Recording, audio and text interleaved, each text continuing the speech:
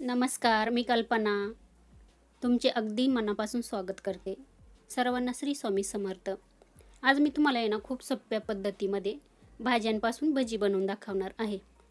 आता इथे कोणत्या कोणत्या भाज्या घेतलेल्या आहे ते पण आपण बघूया. आणि भजी बघा खूप छान झालेली आहे. अजिबात तेलकट वगैरे होती नाही. तुम्ही नक्की करून बघा ह्या पद्धतीने.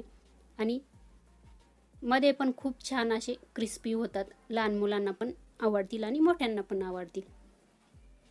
हे बघा खूप छान झालेली आहे. अजिबात तेल वगैरे राहत नाही मध्ये. हे बघा कलर पण खूप छान आलेला आहे आणि अजिबात हाताला पण तेल लागत नाही. बघू शकता इथे. हे बघा.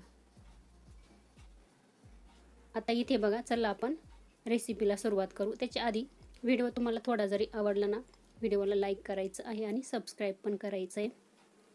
आता इथे बघा, चला आपण आता आपल्या व्हिडिओला सुरुवात करूया. आता सर्वात पहिले आपल्याला इथे ना वाटण करायचं आहे. हिरवी मिरची घेतलेली आहे, आवडीनुसार घ्या तुम्ही. जिरं घेतलेलं आहे, लसूण घेतलेलं आहे, थोडंसं आलं घेतलेलं आहे. आपल्याला ते मिक्सरमध्ये थोडंसं जाडसर वाटून घ्यायचं आहे.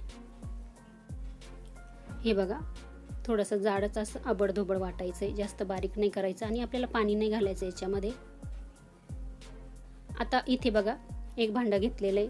याच्यामध्ये आपण सर्वात पहिले बघा पालक घेतलेला आहे चिरून, तो घातलेला आहे 1 वाटी.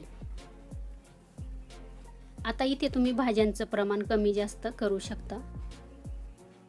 1 वाटी मेथी घेतलेली आहे आणि ह्या भाज्या सर्व धुवून घेतलेल्या आहे, स्वच्छ आणि चिरून घेतलेले आहे. 1 वाटी कांद्याची पात पण घेतलेली.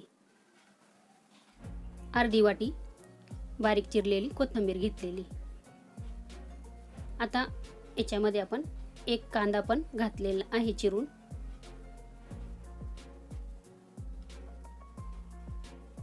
मिक्सरमध्ये बघा आपण जे वाटण केलं होतं मिरचीचं, ते 1 चमचा मोठा भरून घातलेलं आहे.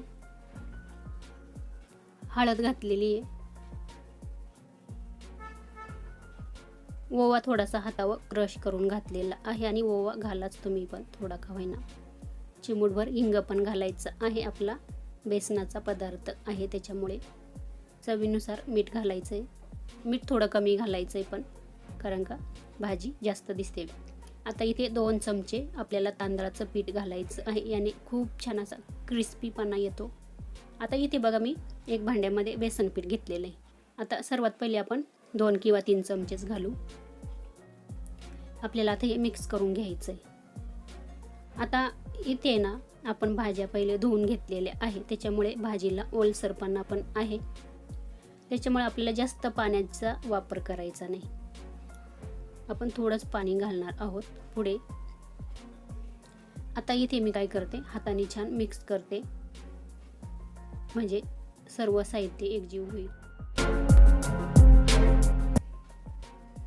आता इथे बघा मिक्स झालेलं आहे, पण मला थोडंसं इथे ना जास्त भाजीच दिसते. आता थोडंसं अजून 1-2 चमचा बेसन पीठ घालते. थोडंसं भाजीला बाइंडिंग पण आली पाहिजे. अजून मी 2-3 चमचे बेसन पीठ घातलं. मिक्स करून घेते. आता आपण इथे काय करू, जे मिक्सरचं भांडं होतं ना त्याच्यामध्ये अगदी थोडंसं पाणी घातलेलं आहे मी आणि ते धुवून याच्यामध्ये ओतून घेते. हे बघा जास्त नाही घालायचं, थोडंच घातलेलं आहे आणि ते भांडं पण आपलं मसाल्याने माखलेलं आहे, ते पण याच्यामध्ये छान असं मिक्स होऊन जाईल.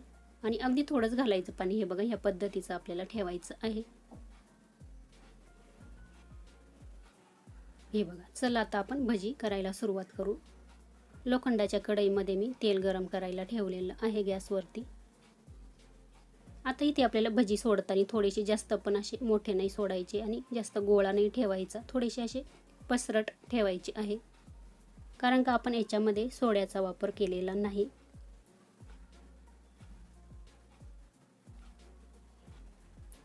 आता इथे बघा जेवढे बसतील तेवढे आपण याच्यामध्ये भजी सोडून घेऊ.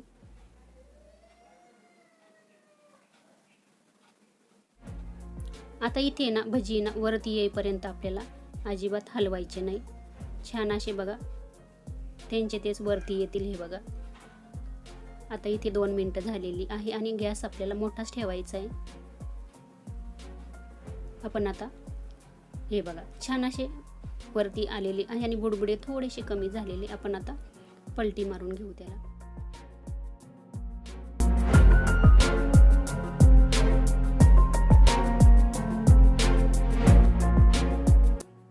आता इथे बघा दुसऱ्या साईड नाही ना आपण आहे ना 1च मिनिट होऊ देऊ,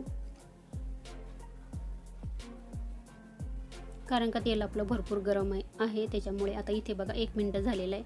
आपण आता अजून 1 मिनिट आहे ना म्हणजे असं सतत खालीवर करू, म्हणजे सर्व बाजूना छान असे क्रिस्पी पण होतात आणि आतमध्ये पण व्यवस्थित असे छान शिजतात. बघू शकता छान झालेले आहे आणि कलर पण छान आलेला आहे.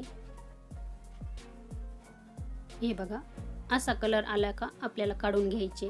हे बघा आता मी सर्व भजी ह्याच पद्धतीने करून घेते आणि आता आपण टिश्यू पेपरवरती काढून घेऊ.